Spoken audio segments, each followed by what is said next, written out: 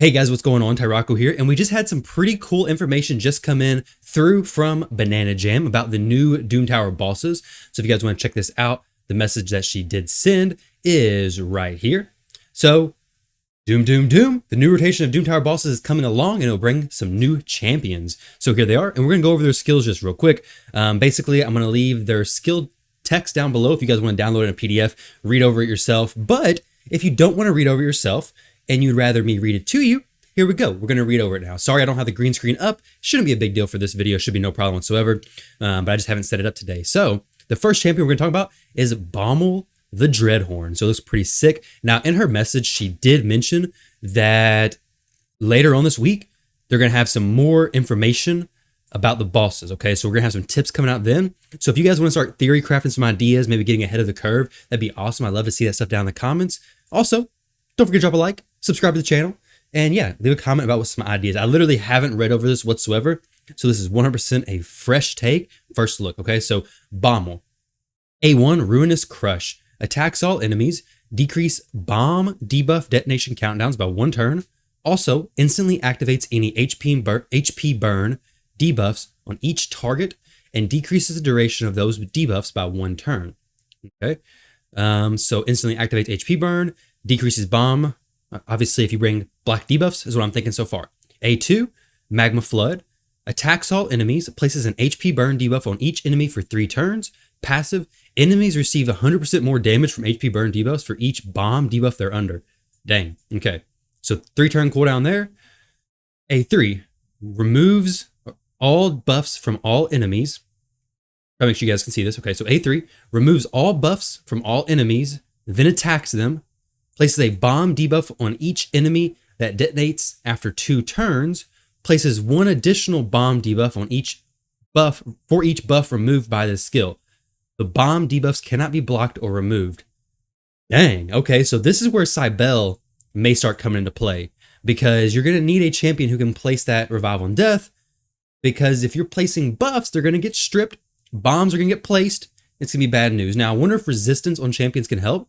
If you have, so the bombs can't be blocked or removed, but maybe you can resist the buff removal in general. So that'd be pretty cool. Maybe might build like my Siphi and high resistance, try her out, kind of similar to like Irgoth. But yeah, that's going to be nasty. But I think that's where Cybele may get some use from. Dread Minions. Places a 50% increased attack buff on Bommal the Dreadhorn for 5 turns, like he's not already going to hit hard enough as it is. Then summons 2 Dread Bombs and grants an extra turn. The increased attack buff cannot be removed. Interesting. Summons 1 Dread Bomb every time Bommal's turn meter is decreased. Dang, that's nasty. Okay, so I guess maybe if like you have a Lysandra, I guess if you fully decrease the turn meter, it's going to just decrease it. It's just going to summon 1 bomb. So maybe if you're going to do this, I'm thinking right now, okay, probably don't want to bring in Armiger, probably don't want to bring in Syl the Drakes with turn meter decrease. You got to be mindful. If you're going to decrease turn meter, you're going to want to go all the way and do it fully. Maybe this is a good idea. Maybe decrease in turn meter is pretty solid. A5, Pressure Wave. Each time an enemy places any debuff except bomb debuffs on Bommal, place a bomb debuff on that enemy that detonates after 2 turns. Dag on. These bomb debuffs cannot be blocked or removed. It doesn't say it can't be resisted though. Each time maybe actually I guess blocked is kind of like resisted, I guess. Each time a bomb debuff detonates on an enemy, has a 100% chance of placing a stun debuff on all other enemies for 1 turn. Dang, this actually seems pretty intense. Now, blocked, does that mean like blocked debuffs? It can't be blocked? Or does it mean it can't be resisted? I'm going to be curious to know that. I'll definitely test that out. Bommal receives 200% more damage from bomb debuffs. Okay, so I may start building some bomb champions. Maybe a Lysandra who transfers debuffs from the champion to the boss, right? Maybe a champion who transfers debuffs from maybe Helior. Maybe Helior could do really good here. Stack a lot of bombs on your team, give everything back to Bommal and say, yo, you just blew yourself up, dude. Feels bad. All right, now this is all the same stuff as most bosses have. Not a huge deal. You guys can read this part if you want down here at the bottom.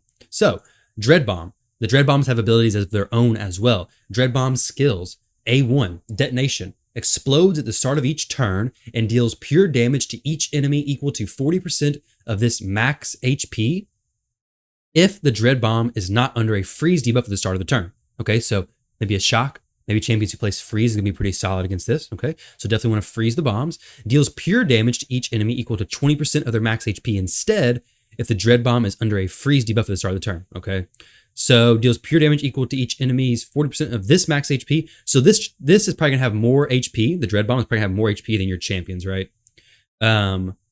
So this is kind of worded a little bit weird. Maybe this is supposed to be there as well. We'll see in the video when it's releasing, but it sounds like you want to use freeze, right? It's worded a little bit funny. Damage inflicted will ignore shield buffs. Okay, so Krisk is going to save you. A2.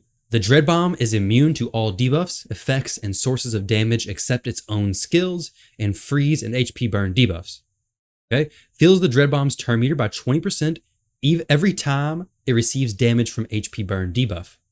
Okay, so you gotta be careful about HP burn. Honestly, it sounds like you don't want to bring HP burn. It sounds like bombs are gonna be very good for this dungeon. Bombs and freeze seem like what's gonna be the best. So I'm gonna start building up some bombs and freeze champions just in case. Like I said, tomorrow I'll get a video out as soon as they post their video. Maybe it has some more ideas. So the theory crafted here is gonna be limited, but I think you guys can get a decent idea, hopefully. So this is Dread Bomb, or this is Bommal, the bomb dude, and then his Dread Bombs. Seems like a pretty nasty boss. Like I said, we're gonna go over this more tomorrow and see what we can get going on. Now this boss, I think is going to be the one. The other boss dropped, I forgot what gear he drops. This one is what people are going to be really looking forward to. Basically, it's a Savage gear, I think with the boosted crit chance. So this boss is going to be most likely the most farmed boss. So this is the one that I really want to look at the skills, really get into, and kind of really try to figure out the best way to get a team that's going to do this pretty fast farming, okay? So, Astranyx, I don't know how you say this name. A1, Dark Light Beams. Attacks all enemies. Has a 100% chance of placing Leech debuff on each enemy for 2 turns. A2, attacks all enemies. Steals 1 random buff from each enemy according to the number of magic champions on the enemy team. Okay, steals a turn meter from each enemy according to the number of force champions on the enemy team. 10% turn meter for each force champion. Has a 25% chance of placing True Fear debuff on each enemy for 1 turn. The chance increases by 25% for each Void champion on the enemy team. Heals Astranyx by 10% of her max HP for each Spirit champion on the enemy team. This is actually really cool. Now, I don't have like any ideas right off the top of my head, but I do like how she has different effects based on the champions you have.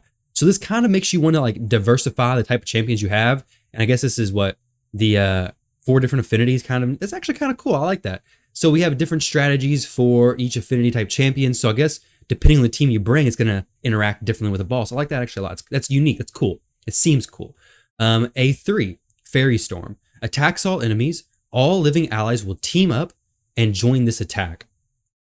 Anyway, attacks all enemies, all living allies. Okay.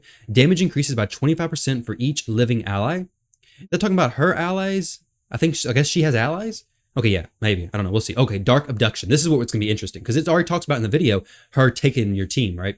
So banishes 1 enemy champion and spawns a mirror copy of them onto her team. Places a fear debuff on all enemies for 1 turn. Increases Astranyx's dark energy counter by 1. Interesting. Okay, so that's the enemy she's going to be attacking with. So if you bring like a super hard A1 heavy hitter AoE champion, I'm going to be interested to see how this works, because that could be very interesting. You got to be very mindful about the champions you bring in, not only because of their affinity, but also because of what they can possibly do to you when they're actually mirrored image, okay? I like that. It's cool. A5. It has a lot of abilities. Passive. Places a perfect veil buff on Astranyx the Dark Fae for 3 turns and spawns mirror copies of all enemies onto Astranyx's team at the start of the battle. Summon mirror copies of all enemies onto Astranyx's team every time her dark energy counter reaches 5. And this ability, I think, is the only one that boosts the counter. I haven't noticed anything else. Also places Perfect Veil on Astranyx the Dark Fae for 3 turns every time her dark energy counter reaches 5. So she's getting the Perfect Veil, plus she's getting summons mirror copies of all enemies onto her team when she reaches 5. So you maybe want to use turn meter reduction, but we're going to see. Astranyx's dark energy counter resets after it hits 5. Okay, so obviously some pretty nasty things happen whenever it reaches 5. Gotta be careful about that. A6, same thing, immunity. Stun, freeze, sleep, provoke, block cooldowns, fear, true fear. Also immune to HP exchange. Typical stuff, HP balancing, cooldown increasing. Damage from skills that scale based on max HP. All turn meter reduction, all turn meter stuff is reduced, okay? Is his turn meter stuff reduced as well? It is, I think. Okay, so cool. So her abilities seem pretty neat, honestly. I think her kit seems very interesting. I think this is going to be a fun boss to think through, okay? Both these bosses, honestly, I think bring the nice utility of being able to try out some new stuff. Now, obviously, I got a very strong feeling that Cybele is going to be very popular against this boss, okay? I mean, bombs are nasty. Cybele, Helior, Lysandra, I'm just going off on a limb here. So this is kind of where I'm going to start like making up some ideas. This could actually make no sense whatsoever and not work at all. But if you guys have anything, leave it down in the comment section below. Let me know what you think of these bosses. Because like the first look, it sounds fun. It sounds like it's going to be interesting. It sounds like something fun to work through. It could be nasty. It could be disgusting. It could be absolutely terrible time. But these bosses seem interesting. Okay. So we're going to see when they come out. We're going to test around. We're going to play with them. See what works well against them. Tomorrow, there should be a new video, as mentioned by Banana Jam. There should be a new video. Hopefully, this spider run doesn't fail. I'm doing some spider farming to get some more silver. There'll be a video talking about some more strategy, kind of probably showing the bosses. And now, thanks to you guys that I am in Tier 3 content creator program, I will get access to this test server. So maybe try it out on stream. Maybe we'll test some stuff out whenever that comes out, assuming we get access to it early. But yeah, we'll see. We'll see how everything plays out, guys. But thank you all very much for watching this video. I hope you enjoyed it. Like I said, I left the PDFs and the images to these champions down below if you guys want to check them out some more. But yeah, thank you all very much for watching, and I hope you enjoy the rest of your day. Good luck if you pull for Trend Up tomorrow, and I'll catch you guys later on.